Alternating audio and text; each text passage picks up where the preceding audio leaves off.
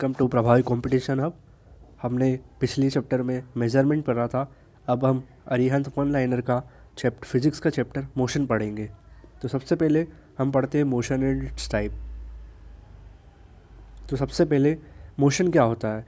तो which state is possessed by an object when its position changes with time is called state of motion.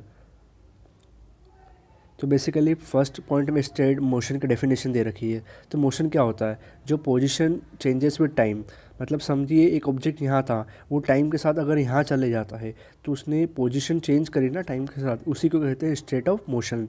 तो motion की definition आपको समझ में आ गई होगी कि कोई भी ऑब्जेक्ट अगर पोजीशन चेंज करता है विद टाइम के साथ, उसी को हम कहते हैं स्टेट ऑफ मोशन।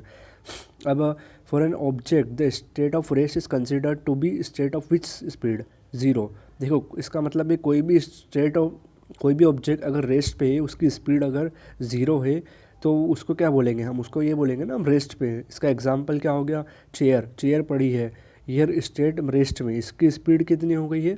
ज़ीरो। मतलब क्या है इसका? ये स्टेट ऑफ रेस्ट में है। तो स्टेट ऑफ मोशन में क्या होता है, स्टेट ऑफ रेस्ट क्या होता है? ये दो पॉइंट हमने समझे। Now third point, which type of motion is possessed by particle that moves along a straight line? इसका मतलब क्या हुआ कि इसको बोलते हैं ट्रांसलेटरी मोशन। और ट्रांसलेटरी मतलब लीनियर मोशन। एक्चुअली क्या होता है, जब कोई मोशन जब पार्टिकल है वो मूव अलोंग स्ट्रेट लाइन, इस स्ट्रेट लाइन में चलता है, अगर ये कार है मान लो ये स्ट्रेट लाइन में चल रही हो, तो इसी को हम बोलते हैं translatory motion. Next, motion of sliding body in a incline plane is example of which motion? Rectilinear motion. Rectilinear motion is also called linear motion. जिसमें क्या होता है कि जो कार है वो कांस्टेंट स्पीड में एकदम स्ट्रेट लाइन में चलती है। तो car moving on straight line is example of rectilinear motion. Now next point पर मूव करेंगे।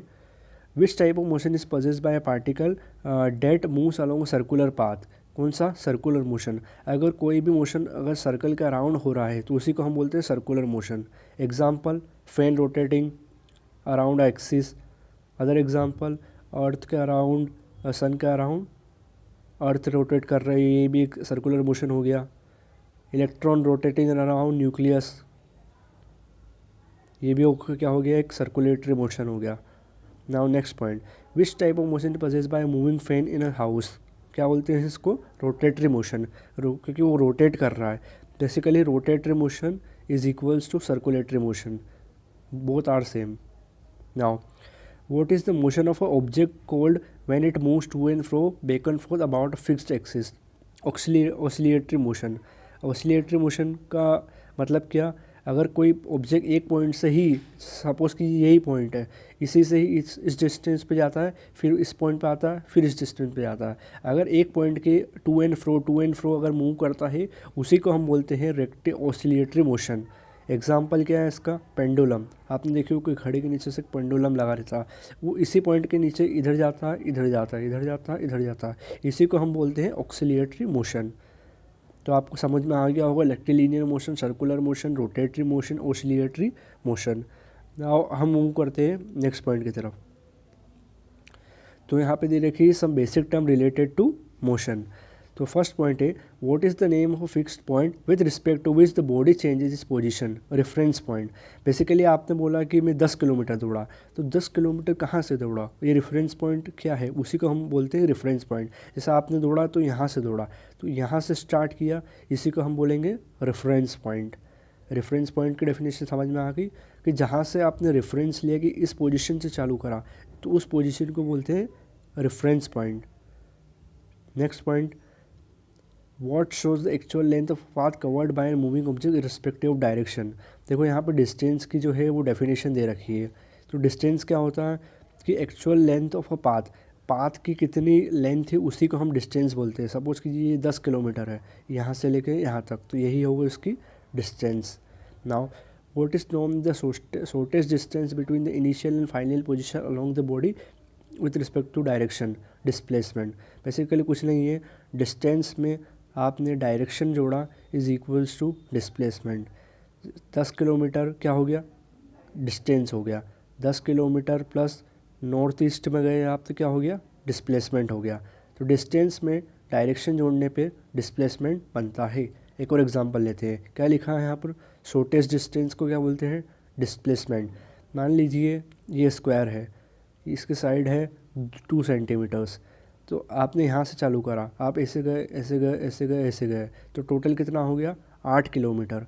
तो ये इसका क्या हो गया, डिस्टेंस हो गया। पर डिस्प्लेसमेंट कितना हो गया, 0 हो गया। क्यों, शॉर्टेस्ट डिस्टेंस क्या होगी, यहाँ से गए यहाँ से गए यहाँ से गए यहीं आ गए, तो शॉर्टेस्ट डिस्टेंस तो यही हो गई ना, तो क्या हो गया ये, 0।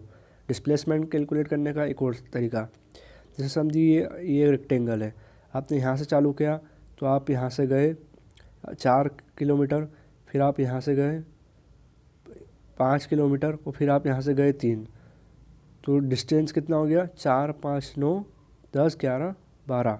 पर डिस्प्लेसमेंट कितना होगा, आप यहाँ से गए यहाँ से गए यहाँ से गए यहाँ गए, क्या हो जाएगा, 0। क्यों, क्योंकि आप सेम उसी पॉइंट पे आ गए। तो डिस्टेंस और डिस्प्लेसमेंट को समझ में आ गया होगा। Now next point, displacement is always equals to और लेस देन डिस्टेंस। इसका मतलब क्या, जो डिस्प्लेसमेंट है या तो वो डिस्टेंस के बराबर रहेगा या फिर वो डिस्टेंस से छोटा रहेगा, डिस्टेंस से बड़ा कभी नहीं होगा, या तो वो उसके बराबर होगा या उससे छोटा होगा। तो displacement is always equals to distance या स्मॉलर द डिस्टेंस। जैसे अपने पहले एग्जांपल लिया तो उसमें क्या था कि डिस्प्लेसमेंट 0 था, मतलब क्या हो गया, डिस्टेंस से छोटा था। अगर ऐसा मान लीजिए 10 किलोमीटर है, यहाँ से गए यहाँ तक, तो इसका डिस्टेंस भी क्या होगा 10 किलोमीटर, डिस्प्लेसमेंट में क्या होगा 10 किलोमीटर, तो दोनों इक्वल हो गए, और पहले एग्जांपल में उससे छोटा था। तो ये हो गया उसका डिस्प्लेसमेंट इक्वल्स टू और shorter the distance. Next point, what is known as the state of change of position with respect to time of an object in any direction, speed। Basically speed की definition दे रखी, तो speed is equals to क्या होता है, distance upon time. मतलब आपने इतनी डिस्टेंस के कवर की यहाँ से लेके यहाँ तक 10 किलोमीटर, तो कितने टाइम में करी, मान लो 2 सेकंड में करी, तो स्पीड क्या आ जाएगी, 10 किलोमीटर 2 सेकंड, 5 किलोमीटर पर सेकंड, क्या हो गया speed. Now which type of speed is shown by odometer. आपने गाड़ी में देखा होगा स्पीडोमीटर, स्पीडोमीटर में क्या दिखाता है, वो इंस्टेंटेनियस स्पीड। आपकी गाड़ी जा रही है यहाँ से तो 100 किलोमीटर की स्पीड से यहाँ पर 100 किलोमीटर की है, तो उस टाइम की इंस्टेंट स्पीड क्या बता रहे हैं ओडोमीटर, 100 किलोमीटर। जिसे आपने ब्रेक लगाया, गाड़ी हो गई 80 किलोमीटर पर हार की स्पीड से, तो वो 100 किलोमीटर से 80 किलोमीटर पर हार की स्पीड से हो गई, तो वो क्या थी उसकी इंस्टेंटेनियस स्पीड की, उस टाइम पे कितने इंस्टेंट पे गाड़ी जो है चल रही है।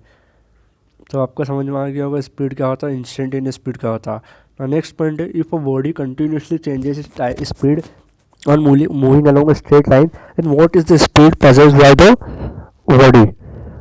मतलब क्या है इसका, कि अगर if a body continuously changes speed on moving along a straight line, then what type of speed possessed by the body, non uniform speed. मतलब ये है हुआ इसका कि जो स्ट्रेट चेंजेस स्पीड और moving along straight line continuously change कर रही है स्पीड, तो वो क्या है, नॉन यूनिफॉर्म। अगर ये कंटिन्यूसली चेंज नहीं होकर कॉन्स्टेंट होती तो वो क्या हो जाती है, यूनिफॉर्म स्पीड हो जाती है उसकी। मतलब ये है, सपोज़ कीजिए ये एक रोड है, तो यहाँ पे उसकी स्पीड अलग है, यहाँ पे उसकी स्पीड अलग है, इस पॉइंट पर अलग है, इस पॉइंट पर अलग है, इस पॉइंट पर अलग है, इस पॉइंट पर अलग है, हर पॉइंट पर वो अलग अलग स्पीड से मूव कर रहा है, इसलिए हम उसे क्या बोलेंगे, नॉन यूनिफॉर्म स्पीड। चलो next question, now what is the rate of change of displacement in respect to time. देखो अभी हमने क्या पढ़ा था, स्पीड, वो क्या होता है, डिस्टेंस अपॉन टाइम। अगर अपन इसको डिस्टेंस को चेंज कर दे डिस्प्लेसमेंट से, वो टाइम तो वैसे ही रहेगा, तो उसको हम बोलेंगे वेलोसिटी। सिंपल वर्ड्स में अगर स्पीड में आप डायरेक्शन ऐड कर देंगे तो आपको मिल जाएगी velocity. Now next point, which type of velocity shown by an object if it covers equal displacement in equal time interval, uniform और कॉन्स्टेंट वेलोसिटी। देखो इसमें क्या हो रहा है, cover equal displacement in equal time interval. मतलब suppose कीजिए ये जो है अपने डिस्टेंस है, तो ये equal distance equal distance equal distance, इसमें भी सेम टाइम लग रहा है, इसमें भी सेम टाइम लग रहा है, इसमें भी सेम टाइम लग रहा है, तो ये क्या हो जाएगा, यूनिफॉर्म और कॉन्स्टेंट वेलोसिटी से चल रहा है। और next, what is the velocity of particle at in instant of time. देखो इंस्टेंटेनियस स्पीड से सेम ऐसे हो जाती है इंस्टेंटेनियस वेलोसिटी। एक पर्टिकुलर इंस्टेंट पे उसकी वेलोसिटी क्या है, जैसे यहाँ पे क्या वेलोसिटी, यहाँ पे क्या वेलोसिटी, इस पॉइंट पे क्या वेलोसिटी, पर्टिकुलर इंस्टेंट पे जो वेलोसिटी है उसी को हम बोलते हैं instantaneous velocity. During which type of motion of an object along a straight line, the change in velocity of an object for any interval is zero. Uniform motion में देखो क्या लिखा है इसमें, during which type of motion of object along a straight line and change in velocity of an object for any interval is zero. मतलब क्या हुआ कि जो चेंज इन वेलोसिटी है वहाँ पे हर एक इंटरवल में ज़ीरो है। मतलब क्या है, उसका कांस्टेंट चल रही है, वो कांस्टेंट स्पीड से चेंज नहीं हो रही। चेंज उसका ऐसा नहीं है कि यहाँ पे कुछ अलग है, यहाँ पे कुछ अलग है, यहाँ पे कुछ अलग है, यहाँ पे कुछ अलग है। वो हर एक स्पीड में कांस्टेंट से चली हुई। चेंज जो है, चेंज जीरो है, उसको हम क्या बोलते हैं, यूनिफॉर्म मोशन। मतलब इसका सिंपल सा है, ये रोड है, उसने इतने डिस्टेंस कवर करी, इतने डिस्टेंस कवर करी, ये सारे डिस्टेंस जो है बराबर है, तो इक्वल डिस्टेंस वो कर रहा है इक्वल टाइम इंटरवल में, एक्स भी टी टाइम में, एक्स भी टी टाइम में, एक्स भी टी टाइम में। तो वो कैसे मूव कर रहा है फिर, यूनिफॉर्म मोशन से। तो आपको समझ में आ गया होगा I think uniform motion, instantaneous motion, displacement, distance क्या होता है। अब हम मूव करते हैं नेक्स्ट की तरफ। देखो अब आ गया है कि what is the motion of an object cold when it covers unequal distances in equal interval of time. अब इसका समझिएगा। देखो जैसे कि ये एक रोड है, ये एक रोड है, ये एक रोड है। अब इसमें क्या है, दे रखा है, इसमें क्या दे रखा है कि motion of unequal distance in equal time interval. जैसे कि इतने डिस्टेंस करा उसने टी टाइम में, इतने डिस्टेंस भी करा टी टाइम में, और इतने डिस्टेंस भी करा उसने टी टाइम में। अब देखो यहाँ पर डिस्टेंस x1 है, x2 है, x3 है, टाइम सेम है, बट क्या हुआ, अनइक्वल डिस्टेंस कर रहा है इक्वल इंटरवल ऑफ टाइम में। तो उसको हम क्या बोलते हैं, नॉन यूनिफॉर्म मोशन। मतलब ये है सिंपल सा कि वो अनइक्वल डिस्टेंस कवर कर रहा है इक्वल इंटरवल ऑफ टाइम में, तो उसी को हम बोलते हैं कि वो यूनिफॉर्म नहीं है, नॉन यूनिफॉर्म मोशन है। यूनिफॉर्म में क्या था कि इक्वल डिस्टेंस थी सारी, टाइम भी इक्वल था। यहाँ पर डिस्टेंस अलग अलग है पर टाइम सेम है, तो उसको हम बोलते हैं non uniform motion. Next, what is the change in velocity per unit time. देखो velocity per unit time change को हम बोलते हैं एक्सेलरेशन। कैसे, देखो सपोज़ कीजिए पहले उसकी वेलोसिटी थी v equals to 10, initial velocity थी उसकी सपोज़ कीजिए 10, उसने वेलोसिटी बढ़ाया कितनी कर दी 20। तो अपना एक्सेलरेशन क्या होता है, change in velocity v u upon time. तो उसकी कितनी हो गई एक्सेलरेशन, कितना हो गया, पहले 20 माइनस 10, और सपोज़ कीजिए उसने 5 सेकंड में ये सब करा है, तो कितना हो गया ये 10/5 2 मीटर पर सेकंड स्क्वायर। ये उसका एक्सेलरेशन हो गया, मतलब change in velocity per unit time, उसी का हम बोलते हैं एक्सेलरेशन। नाउ नेक्स्ट पॉइंट की तरफ बढ़ते हैं। नेक्स्ट पॉइंट बोल रहा है what is the other name of negative acceleration. देखो नेगेटिव एक्सेलरेशन मतलब होता है कि रिटार्डेशन। एक्सेलरेशन को ही अपन अगर नेगेटिव एक्सेलरेशन बोलेंगे तो उसी को हम बोलते हैं रिटार्डेशन या डी एक्सेलरेशन, दोनों बोल सकते हैं। Now what type of motion is possessed by a train when a passenger in moving train tosses a 5 rupee coin and the coin falls behind him, uniformly accelerated motion। जैसे ये train है, आपने यहाँ से कॉइन फेंका, इसने यहाँ से बंदा है, उसने यहाँ से कॉइन फेंका, तो वो कॉइन यहाँ पर आके नहीं गिरेगा, कॉइन यहाँ पर आके गिरेगा। ऐसा क्यों हो रहा है, क्योंकि ट्रेन जो है यूनिफॉर्म एक्सेलरेटेड मोशन से मूव कर रही है। अभी यूनिफॉर्म एक्सेलरेटेड मोशन क्या होता है, देखो यूनिफॉर्म एक्सेलरेटेड मोशन क्या होता है, पहली बात तो कि change in velocity upon time. तो वेलोसिटी चेंज हो रही है, ट्रेन की भी वेलोसिटी चेंज हो रही है, पर वो क्या हो रही है, यूनिफॉर्म स्पीड से चेंज हो रही है। यूनिफॉर्म स्पीड से उसकी वेलोसिटी जो है चेंज हो रही है। मतलब यहाँ पे 5 मीटर पर सेकंड से चेंज हो रही थी, तो यहाँ पे भी 5 मीटर पर सेकंड से, यहाँ पर भी 5 मीटर, यूनिफॉर्मली चेंज हो रही है उसकी वेलोसिटी। तो ये क्या हो गया, uniformly accelerated motion, uniformly accelerated motion. Now next, देखो इक्वेशन ऑफ मोशन कुछ नहीं है, एक 3 इक्वेशन ऑफ मोशन होती है, जिससे 3 इक्वेशन मोशन होती है जिससे बहुत सारे न्यूमेरिकल एग्जाम में सॉल्व किए जाते हैं। आपको ये इक्वेशन याद रखना है, आपको उसमें से 2-3 क्वांटिटी दे रखी होती है और आपको तीसरी क्वांटिटी जो है फाइंड करना रहती है। तो the first equation of motion gives relation between which physical quantity. तो पहले फर्स्ट इक्वेशन ऑफ मोशन होती क्या है, तो फर्स्ट इक्वेशन ऑफ मोशन होती है v equals to u plus at। अब v क्या है, फाइनल वेलोसिटी, ये क्या है इनिशियल वेलोसिटी, ये क्या एक्सेलरेशन और ये क्या है टाइम। तो किसके बीच में ये रिलेशन बता रहा है, वेलोसिटी और टाइम के बीच में। तो क्या आंसर आ जाएगा, वेलोसिटी और टाइम। अब second equation of motion gives relation between which physical quantity, position and time. अब सेकंड क्या होती है, s is equals to u t plus half a t square. देखो अब एस क्या हो गया यहाँ पे, डिस्टेंस, इनिशियल वेलोसिटी, टाइम, ये प्लस ये हाफ एक्सेलरेशन टाइम का स्क्वायर, मतलब किसके बीच में रिलेशन है ये डिस्टेंस पोजीशन एंड टाइम के बीच में, किसके बीच में, पोजीशन एंड टाइम के बीच में। Now third equation of motion, now what is the initial velocity of an object when it drop directly from the height. देखो अब क्या है कि आपने अगर ये एक बिल्डिंग है, यहाँ से कुछ फेंका नीचे, तो initial velocity of an object when it drop freely, अब यहाँ से फेंका तो उसकी इनिशियल वेलोसिटी यहाँ पे तो वेलोसिटी उसकी क्या हो जाएगी, ज़ीरो। वेलोसिटी ऐसे बढ़ती जाएगी पर यहाँ पे तो उसकी वेलोसिटी ज़ीरो हो जाएगी। वही बोल रहा है कि उसकी इनिशियल वेलोसिटी क्या होगी when it drop freely from the some height, कितनी होगी, ज़ीरो।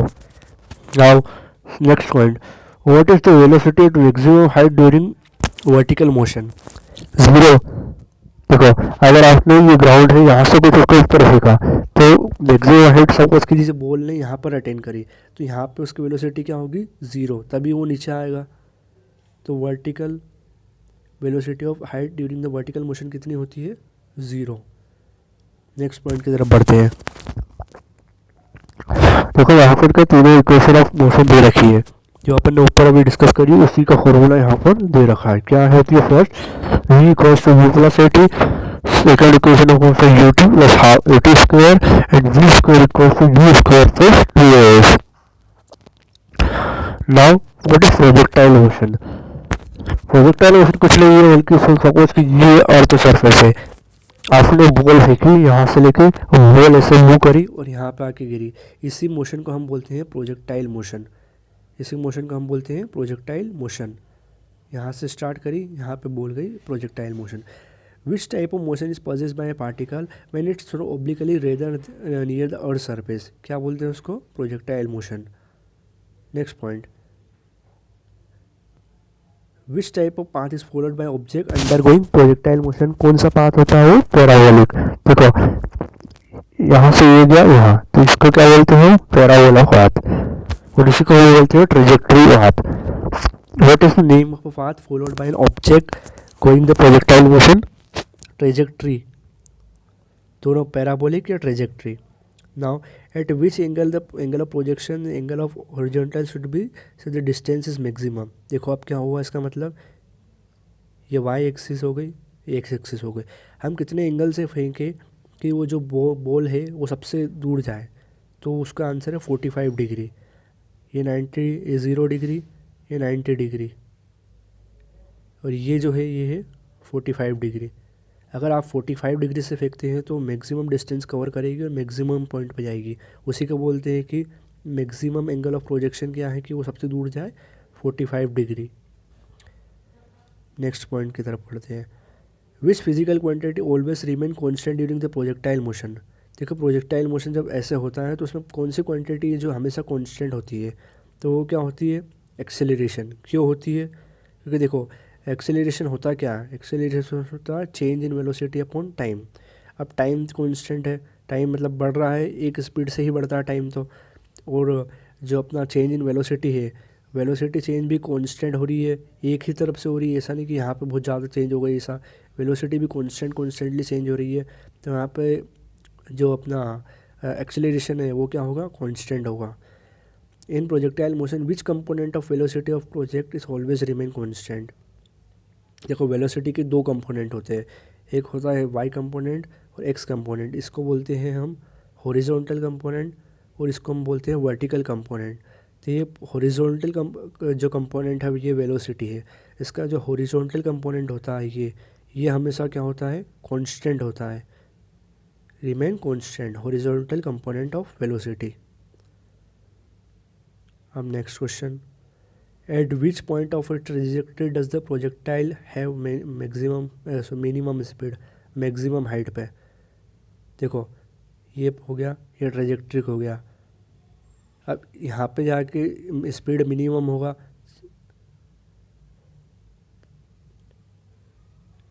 यहाँ पे जाके स्पीड मिनिमम होगा जब भी जाके वो गिरेगा। यहाँ से आपने फेंका बोल दिया, यहाँ से स्पीड मैक्सिमम मैक्सिमम मैक्सिमम, यहाँ पे आके मिनिमम हुआ और फिर उसने गिरना चालू करा, तो यहाँ पे मैक्सिमम हाइट पे जाके उसकी जो स्पीड है वो मिनिमम हो जाएगी। वही बोल रहा है वो कि which point is trajectory projectile है मिनिमम स्पीड मैक्सिमम हाइट पे। नेक्स्ट हो गया सर्कुलर मोशन। देखो सर्कुलर मोशन कुछ नहीं होता, अगर एक बॉडी सर्कुलर पाथ में ऐसे रिवॉल्व कर रही है उसी को हम बोलते हैं सर्कुलेटरी या सर्कुलर मोशन। अब सर्कुलर मोशन की आपकी डेफिनेशन दे रखी है, देखो when a particle moves along a circular path then what type of motion is possessed by a particle? Circular motion. Now which quantity remain constant in a uniform circular motion? Speed of an object, speed हमेशा constant होती है। देखो विच quantity remain constant in uniform circular motion, uniform circular motion क्या होता है ये। अब देखो इसके अगर यूनिफॉर्म है मतलब वो सेम स्पीड से मूव कर रहा है, तो स्पीड हमेशा कांस्टेंट होगी यूनिफॉर्म सर्कुलर मोशन पर वेलोसिटी कांस्टेंट नहीं होगी। क्यों? क्योंकि वेलोसिटी क्या होता है स्पीड प्लस डायरेक्शन, पर डायरेक्शन देखो सेम नहीं है, चेंज हो रही है। इस पॉइंट पे यहाँ है, इस पॉइंट पे यहाँ है, इस पॉइंट पे यहाँ है, टेंजेंशियली डायरेक्शन चेंज हो रही है, तो वेलोसिटी हमेशा बदलती रहेगी पर स्पीड जो है वो क्या होगी सेम होगी, स्पीड जो कि सेम होगी। Now what is known as the rate of change of angular velocity, angular acceleration. देखो सिंपल सा है कि एक्सेलरेशन क्या था, change in velocity upon time था, यही था एक्सेलरेशन। अब एंगुलर एक्सेलरेशन लगा दिया मतलब क्या हो गया कि यहाँ पे जो वेलोसिटी है उसको भी अपन कर देंगे एंगुलर वेलोसिटी, तो change in angular velocity upon time हो गया एंगुलर एक्सेलरेशन। सेम जैसे लीनियर एक्सेलरेशन था सर्कुलर मोशन में वो हो जाता है एंगुलर एक्सेलरेशन, और वो अल्फा से डिनोट होता है।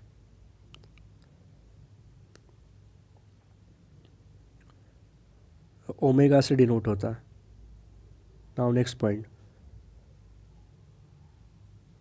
पॉइंट है a motor vehicle is moving on a circle with uniform speed, what is the direction of acceleration. देखो उसको होता है toward the centre of the circle. जब भी यूनिफॉर्म सर्कुलर मोशन होता है तो एक्सेलरेशन की डायरेक्शन हमेशा सेंटर की तरफ होती है, इस तरफ, इसे को हम बोलते हैं डायरेक्शन ऑफ टूवर्ड सेंटर।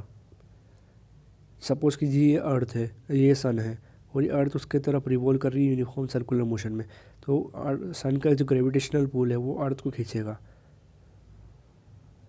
तो एक्सेलरेशन कहाँ लग रहा है सेंटर में, तो हमेशा एक्सेलरेशन टूवर्ड्स द सेंटर लगता है।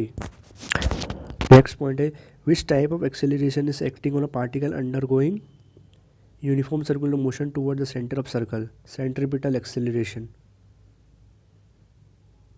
देखो which type of motion acting on a purpose undergoing circular motion toward the centre of a circle, centripetal acceleration. अभी मैंने आपको एग्जांपल दिया, जो मोशन सेंटर की तरफ लगता है उसी को हम बोलते हैं सेंट्रीपिटल एक्सेलरेशन। सेंट्री मतलब क्या होता है सेंटर, उसी को बोलते हैं सेंट्रीपिटल एक्सेलरेशन। नेक्स्ट पॉइंट, तो इसी तरह हमारा मोशन वाला चैप्टर जो है ख़त्म हो चुका है। अब हम पढ़ते हैं force on Newton's law of motion, मतलब मोशन का ही पार्ट है ये, इसमें हम न्यूटन्स के तीनों लॉज पढ़ेंगे। तो देखो फोर्स एंड टाइप, तो सबसे पहले तो फोर्स क्या होता है, तो what is the external agent that changes the state of object, उसको हम बोलते हैं फोर्स।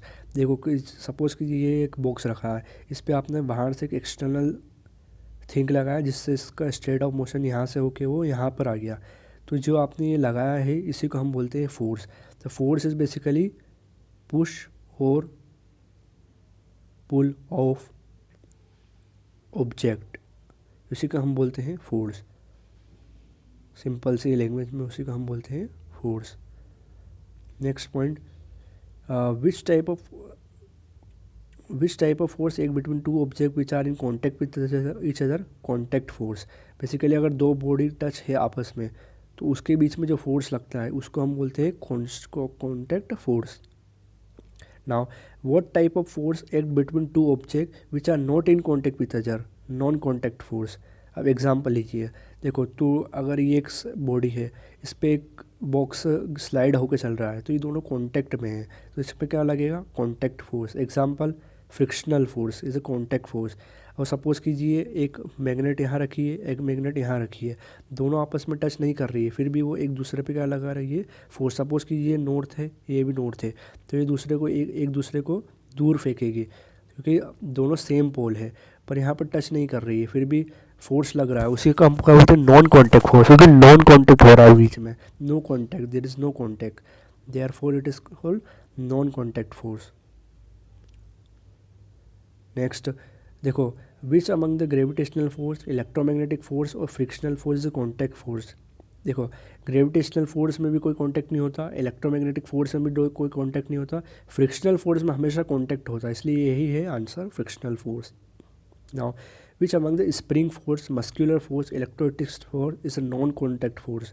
देखो स्प्रिंग फोर्स में भी कांटेक्ट होता है, मस्कुलर फोर्स में भी कांटेक्ट होता है, आप यहाँ से हाथ लगाते जब भी तो वो स्लाइड होता है, तो आपका मस्कुलर उससे टच कर रहा है, कांटेक्ट में है।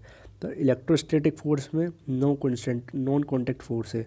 देखो इसका एग्जांपल, सपोज करो एक पॉजिटिव चार्ज है, एक नेगेटिव चार्ज है, पॉजिटिव नेगेटिव अट्रैक्ट करते हैं, पर सपोज कर लीजिए ये भी पॉजिटिव है, ये आपको रिपेल करेगा, ये इसको रिपेल करेंगे एक दूसरे को, पर दोनों के बीच में कोई कांटेक्ट नहीं, फिर भी रिपेल कर रहा है, तो भी एक फोर्स एग्जिस्ट है बिना कांटेक्ट के, उसी को हम बोलते हैं नॉन कांटेक्ट फोर्स, और यही इलेक्ट्रोस्टैटिक फोर्स इसका एग्जाम्पल है।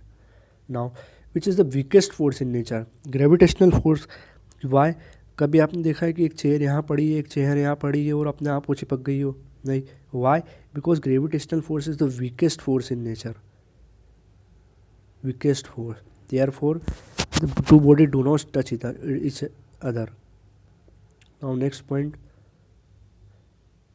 when the net effect produced by number of force acting on a body is zero, what type of force act on a body, on it, balance force.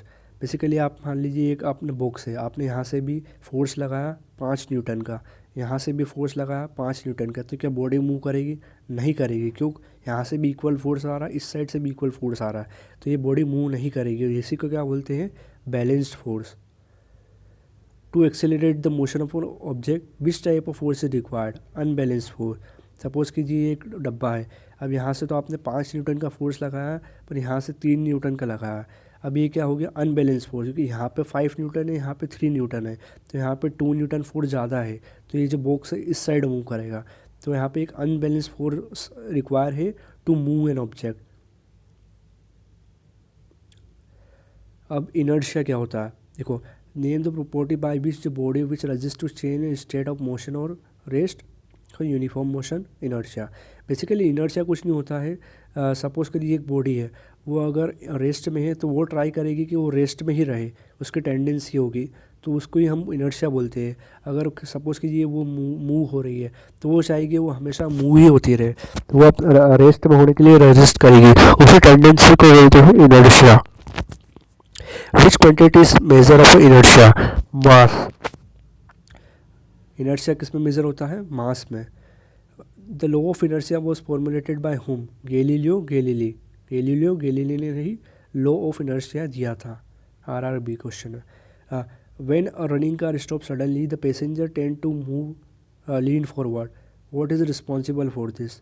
देखो suppose कीजिए यह एक बस है, इसमें एक पैसेंजर बैठा हुआ है, when a running car stop suddenly, अगर ये सडनली स्टॉप होता है तो ये क्या होगा, लीन फॉरवर्ड, आगे की तरफ जाएगा, क्यों, क्योंकि ये जो बॉडी थी ये मूव कर रही है, एकदम से ब्रेक लगाने पे बस तो रुक गई, पर ये बॉडी बॉडी अभी भी मूव कर रही है, इसके कारण ये थोड़ी सी फॉरवर्ड जाएगी, इसी को हम बोलते हैं इनर्शिया ऑफ मोशन।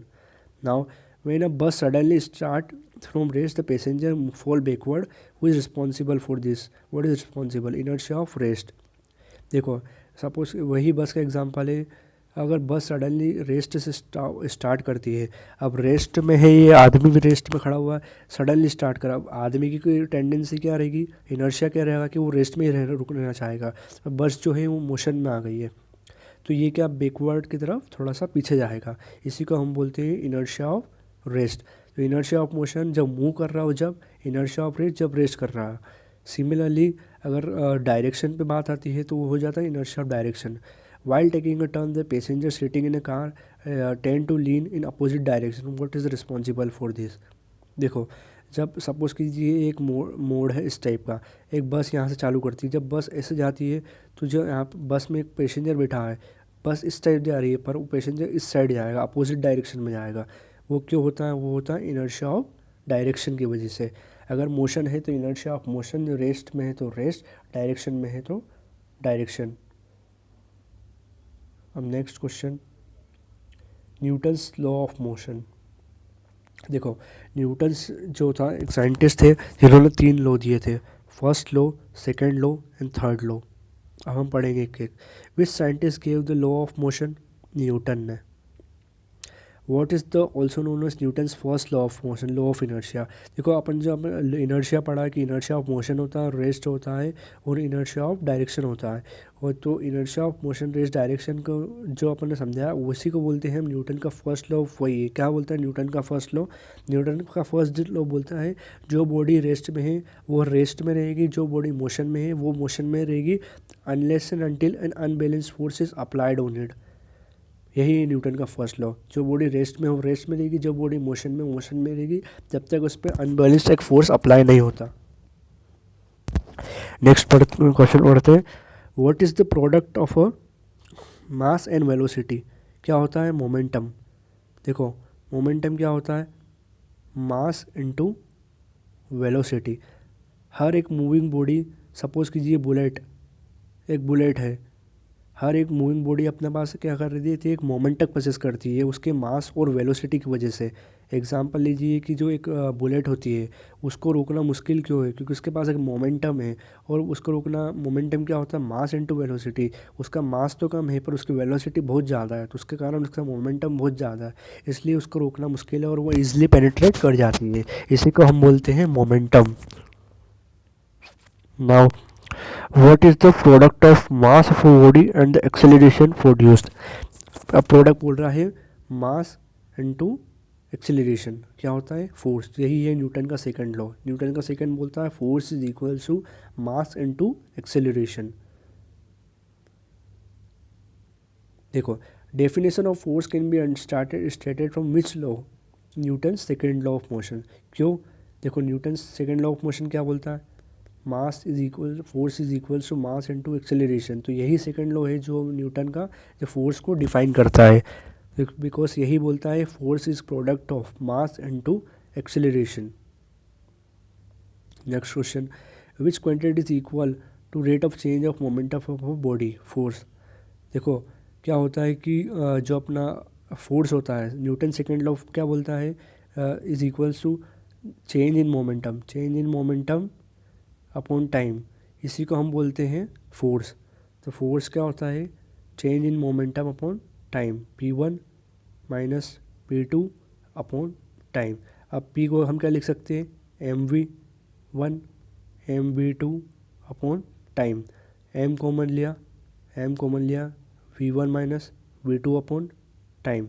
अब मैंने बताया था आपको कि change in velocity upon time क्या होता है? एक्सेलरेशन। तो f क्या हो जाएगा? Mass into acceleration. Which quantity is equal to change of rate of momentum? Force. Now next question, why do not the action reaction for cancel each other? Because they, देखो, अब action reaction जब काम नहीं करेंगे जब वो एक different body पे यूज़ हो रहे हैं, तो वो यहाँ पर अप्लाई नहीं होंगे। सेम बॉडी पर अगर करेंगे हम तो ही वो अप्लाई होगा। Next question, the movement of horse drawn carrier is an example of which type of motion? Newton's third law of motion. Newton's third law of motion. देखो, ये कैरियज है, फोर्स इसको हॉर्स को आगे खींचेगा, इक्वल फोर्स पीछे लगेगा, उसके कारण कैरियज मूव होगा। एक इसका एग्जांपल है Newton's third law of motion का। अब यहाँ पर तीनों लॉ का एक सिंपल डेफिनेशन दे रखा है और वो पढ़ते हैं। देखो, Newton's law of motion, first law क्या बोलता है? Every body retains in state और rest of motion unless and until external force is applied on it. मतलब क्या है? जो बॉडी रेस्ट में रहेगी वो रेस्ट में रहेगी, जो मोशन में मोशन रहेगी, जब तक उस पर एक्सटर्नल फोर्स अप्लाई नहीं हो जाता। उसका एग्जाम्पल क्या हो गया? On shaking of a tree fruit leaves fall on a ground. मतलब देखो, जब क्या होता है, सपोज़ कीजिए ये एक पेड़ है, इस पे एप्पल लगा हुआ है, आपने इसको शेक किया तो ट्री तो जैसा आपने शेक किया ट्री मूव कर देगा, पर एप्पल क्या करेगा, तो एप्पल की टेंडेंसी रहेगी कि वो रेस्ट में रहे, उसके कारण उसको झटका लगेगा और एप्पल क्या है नीचे गिर जाएगा। एक इसका एग्जांपल हो गया फर्स्ट लॉ का। Second, leaving movement of passenger, sudden brake और सडन स्टार्ट ऑफ कार, वही inertia of rest and motion आपको का बताया जो एग्जांपल बस वाला, वही एग्जांपल ये यहाँ दे रखा है।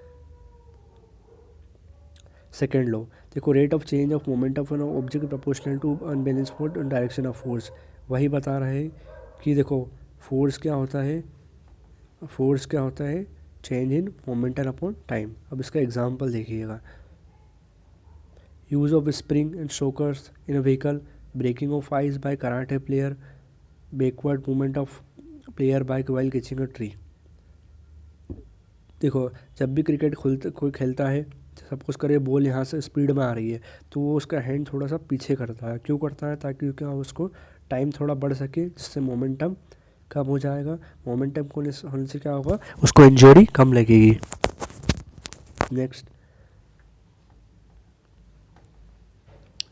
देखो, थर्ड लॉ ऑफ मोशन क्या बोलता है, for every action there is equal and opposite reaction in both acts on two different bodies. देखो क्या होता है कि आपने अगर यहाँ पे दीवार है, एक वॉल है, इस पर आपने मुक्का मारा तो सेम आपको प्रेशर पीछे भी लगेगा। इसी को बोलते हैं Newton's third law of motion, for every action there is equal and opposite reaction.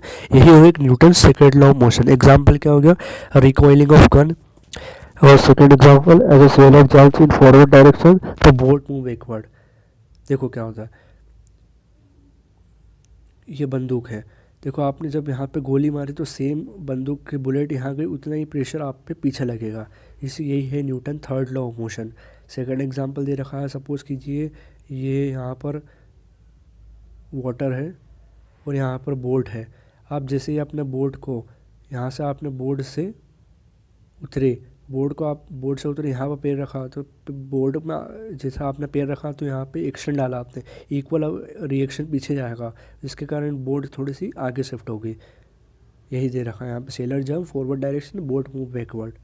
तो ये थे तीनों, first law, second law, third law with example. ये इंपॉर्टेंट है, तीनों के एग्जांपल आपको पता नहीं होना चाहिए। चार में से चार ऑप्शन रहेगा, आपसे पूछेगा चारों में से फर्स्ट लॉ का एग्जांपल कौन सा है, सेकंड लॉ का कौन सा है। तो आपको फर्स्ट लॉ पता होना चाहिए कि फर्स्ट लॉ बोलता है कि जो बॉडी मोशन में रहेगी, जो रेस्ट में वो रेस्ट में रहेगी जब तक एक्सटर्नल फोर्स अप्लाई ना हो। सेकंड लॉ क्या बोलता है, सेकंड लॉ बोलता है कि force is equal to mass into acceleration, और force is equal to change in momentum per unit time. Example, catching of a ball by cricket player. Third बोलता है कि third law, for every action there is equal and opposite reaction. Example क्या हो गया, boat वाला example, और second हो गया बंदूक वाला एग्जाम्पल। नाउ नेक्स्ट क्वेश्चन की तरफ पढ़ते हैं।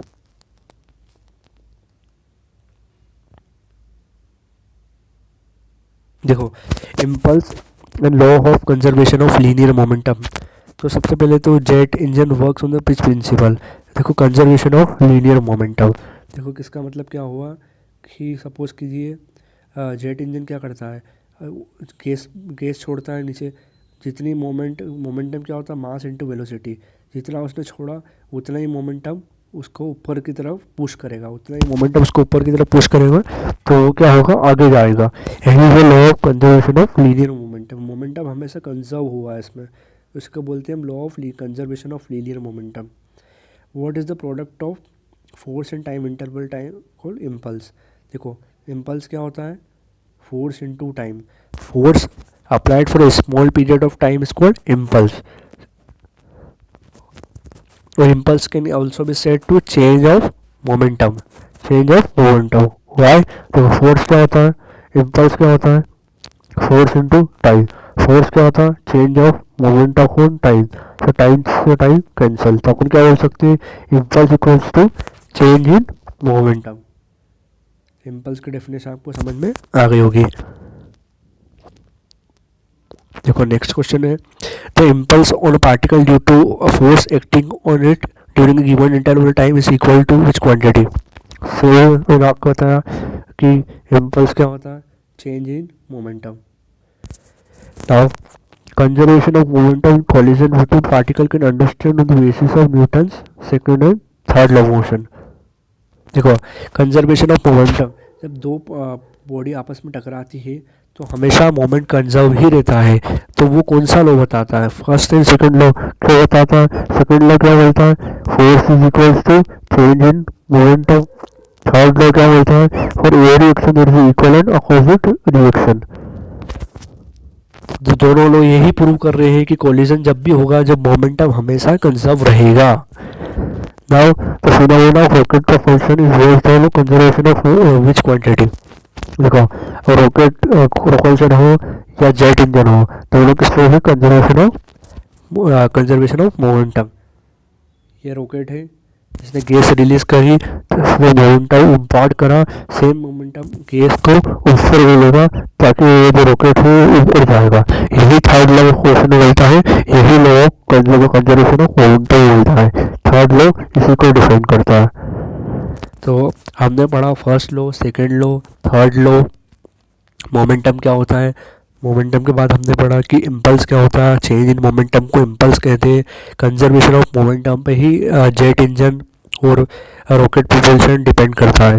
इतनी चीज़ें अब तक हमने पढ़ी। अब हम पढ़ते हैं नेक्स्ट की तरफ। देखो, तो सबसे पहले है force resist the relative motion of two surface in contact, frictional force. देखो, फ्रिक्शनल फोर्स क्या होता है? जब भी फोर्स की हम डायरेक्शन में, अपोजिट डायरेक्शन में जो फोर्स लगता है उसी को हम फ्रिक्शनल फोर्स बोलते हैं। अगर फोर्स फॉरवर्ड चल रहा है तो वो बैकवर्ड ही लगेगा, हमेशा वो अपोजिट ही रहेगा। देखो, ये एक रोड है, आपने यहाँ पर बॉल को स्लाइड करा तो बॉल कहीं ना कहीं जाके स्टॉप हो जाएगी। क्यों स्टॉप हो रही है? क्योंकि उसको फ्रिक्शनल फोर्स लग रहा है, जिसके कारण वो कहीं ना कहीं जाके स्टॉप हो जाएगी। उसी को हम बोलते हैं फ्रिक्शनल फोर्स। या फ्रिक्शनल फोर्स हमेशा अपोजिट ही लगता है। नेक्स्ट है which force of friction comes into play when two body surface in contact between the actual motion start. Static friction. देखो, ये रोड है या बॉक्स रखा है, आपने इस पर फोर्स लगाया तो इस पर ये कांटेक्ट में है, ये मूवमेंट करेगा। उससे पहले ये स्टैटिक है, इसके बीच में जो फ्रिक्शन लग रहा है रोड के बीच में और बॉक्स के बीच में, इसी को हम बोलते हैं static friction. Now what is the maximum value of static friction called limiting friction. देखो क्या है, ये रोड है, ये बॉक्स है, अभी इस पर स्टैटिक फ्रिक्शन लग रहा है, आपने इस पर फोर्स दिया, तो ये सडनली मूव नहीं करेगा, पर एक टाइम आएगा जिसकी लिमिट टूट जाएगी और ये मूव होना चालू करेगा। ये जो लिमिटिंग पॉइंट है इसी को हम बोलते हैं limiting friction. Next point, on what factor does value of limiting friction depends. देखो, लिमिटिंग फ्रिक्शन इस पर डिपेंड करेगा the nature of two body in contact. Suppose कीजिए कि एक बॉडी ये है, एक बॉडी ये है, यहाँ पे दोनों बॉडी स्मूथ है, तो यहाँ पे जो है लिमिटिंग फ्रिक्शन क्या होगा? कम होगा। और सपोज कीजिए एक बॉडी है इस टाइप की, दूसरी बॉडी इस टाइप की, तो यहाँ पे क्या है? फ्रिक्शन बहुत ज़्यादा लगेगा क्योंकि दोनों ही बॉडी बहुत रफ है। तो ये शो करता है कि फ्रिक्शन क्या है, किस पे डिपेंड करता है लिमिटिंग फ्रिक्शन भी, कि दो बॉडी के आपस में कॉन्टेक्ट में जो है वो किस टाइप की बॉडी है, उनका नेचर क्या है, उस पर डिपेंड करता है। Now, when a body moves over other body, then friction force acting on it is called kinetic friction. देखो, जब भी मूवमेंट होता है वहाँ पे काइनेटिक एनर्जी भी आती है, क्योंकि काइनेटिक एनर्जी क्या होती है? हाफ रिस्क है। जहाँ से भी मूवमेंट होता है वहाँ पे काइनेटिक फ्रिक्शन आती है, तो काइनेटिक एनर्जी आती है। तो similarly when body moves over the other body, उस पर जो फोर्स फ्रिक्शन लगेगा वो कौन सा फ्रिक्शन लगेगा? काइनेटिक फ्रिक्शन लगेगा। Now next question, among the static friction, limiting friction, kinetic friction, which friction is maximum value? कौन सा होगा? Limiting friction. वाई? देखो, ये एक बॉक्स है, इस पे आपने एक पहले आपने थोड़ा फोर्स लगाया तो वो रहेगा स्टैटिक फ्रिक्शन। फिर स्टैटिक फ्रिक्शन से जो हाईएस्ट लिमिट रहेगी उसी को हम बोलते हैं लिमिटिंग फ्रिक्शन। सपोज कीजिए ये है उसकी लिमिट, कितने लिमिट के बाद वो अपना मूव करने का लगा, तो हाईएस्ट लिमिट क्या होगी? Limiting friction. तो इससे ये तो प्रूव होगा कि स्टैटिक फ्रिक्शन से लिमिटिंग फ्रिक्शन तो ज़्यादा रहेगा। अब हम कंपेयर करते हैं लिमिटिंग फ्रिक्शन और काइनेटिक फ्रिक्शन को। तो देखो, लिमिटिंग फ्रिक्शन और काइनेटिक फ्रिक्शन को कंपेयर करेंगे तो जब काइनेटिक फ्रिक्शन है वो मोशन में लगता है, तो मोशन में जो भी बॉडी लगता है उसमें कम मोशन में जब भी बॉडी रहती है उसमें फ्रिक्शन कम लगता है। सपोज कीजिए बॉल है, ये मोशन में चल रही है, तो मोशन में इनका कांटेक्ट क्या हो रहा है, लगातार कांटेक्ट कम हो रहा है, हट रहा है, उसके कारण क्या होगा, काइनेटिक फ्रिक्शन लग रहा है, और ये मोशन में है, उसके कारण फ्रिक्शन लिमिटिंग फ्रिक्शन के कंपैरिजन में कम रहेगा। तो इससे ये प्रूव होता है कि स्टैटिक फ्रिक्शन, लिमिटिंग फ्रिक्शन और काइनेटिक फ्रिक्शन में सबसे ज़्यादा लिमिटिंग फ्रिक्शन होता है। अब नेक्स्ट क्वेश्चन की तरफ बढ़ते हैं।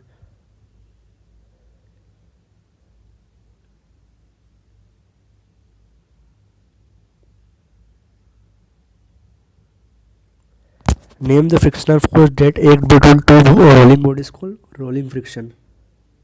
देखो, टू रोलिंग बॉडी, ये बॉडी है, ये दो रोलिंग बॉडी के बीच में जो फ्रिक्शन लगता है उसको हम क्या बोलते हैं, rolling friction. Now which type of material use to reduce the friction, lubricants use होता है। आपने देखा होगा साइकिल जो होती है उसमें आप यहाँ पर लुब्रिकेंट्स डालते हैं, क्यों डालते हैं, ताकि इन दोनों के बीच में फ्रिक्शन कम हो, जो आपका टायर है वो स्पीड में मूव करे, उसको हम बोलते हैं। जैसे सिमिलरली आपने देखा होगा गेट में ऑयल डालना पड़ता है ताकि वो जाम नहीं हो, सिमिलरली मूव करे, उसको हम बोलते हैं लुब्रिकेंट। उससे क्या हो रहा है, उससे फ्रिक्शन कम होते जा रहा है, उसी को हम बोलते हैं लुब्रिकेंट्स। अब नेक्स्ट हो गया, why do we sleep on a muddy road. Sleep, हम जो मडी रोड पे स्लीप गिरते क्यों हैं, क्योंकि उसमें फ्रिक्शन कम होता है। सपोज़ कीजिए आप एक मडी रोड पे जा रहे हैं, तो आपको स्लिप होने के चांसेस बहुत ज़्यादा रहेगा। क्यों, क्योंकि इसमें वाटर आ गया, वहाँ पे वाटर आने के कारण से क्या हो गया, फ्रिक्शन एकदम कम हो गया और आप स्लिप कर जाएंगे, उसको बोलते हैं lack of friction. Next point,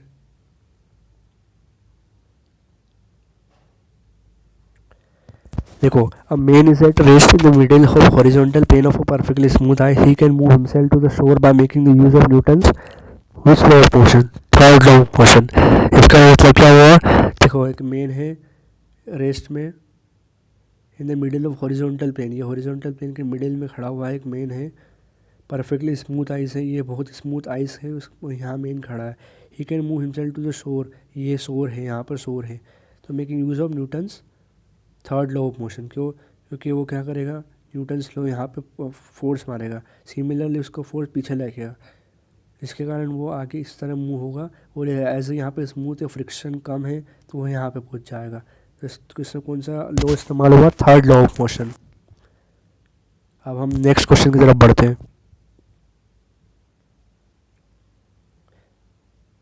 देखो, सेंट्रीपिटल फोर्स और सेंट्रीफ्यूगल फोर्स की डेफिनेशन दे रखी है अगेंस्ट में। तो देखो, in which force of body performing circular motion is acted upon by force directed along the radius toward the center of a circle, centripetal force। देखो, जब भी यूनिफॉर्म सर्कुलर मोशन होता है तो एक सेंट्रल की तरफ एक फोर्स लगता है, उसी को हम बोलते हैं सेंट्रिपिटल फोर्स। और वो क्या होता है, एफ इक्वल्स होता है m v square by r. अब वी एक्सेलरेशन क्या होता है यहाँ पर, centripetal acceleration v square by r. इसमें अगर आप एम कर देंगे तो मास इनटू एक्सेलरेशन कितना हो गया, फोर्स, तो सेंट्रिपिटल फोर्स कितना हो गया, m v square by r. इसी को हम बोलते हैं सेंट्रिपिटल फोर्स, ये हमेशा सेंटर की तरफ लगता है। Now which force is responsible for the phenomena of revolving of electron inside the atom, centripetal force, ये वाला। देखो, जब भी एटम के आसपास में इलेक्ट्रॉन रिवॉल्व करता है तो कौन से फोर्स लगता है सेंटर में, centripetal force. By which force of fat can be separated from milk in a separating funnel, cream separator, centrifugal force.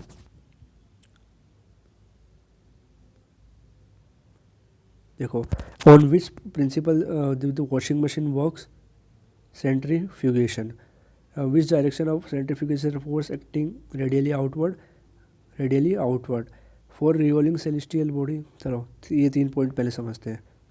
देखो, हमने पढ़ा कि सेंट्रीपिटल फोर्स है वो जो सेंटर में लगता है। Similarly there is a apparent force which act outside the body, centripetal force inside, centrifugal force outside, उसको हम बोलते हैं सेंट्रीफ्यूगल फोर्स।